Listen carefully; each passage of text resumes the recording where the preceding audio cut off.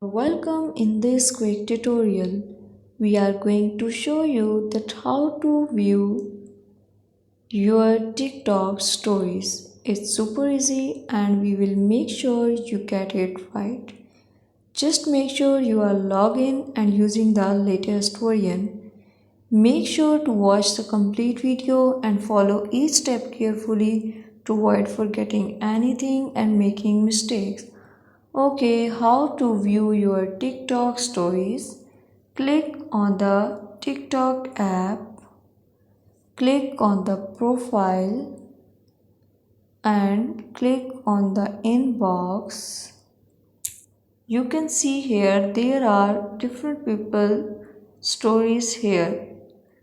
Their stories will be appear here like this is story of any people you can see, and you can see stories of different people which appear at the top of inbox icon.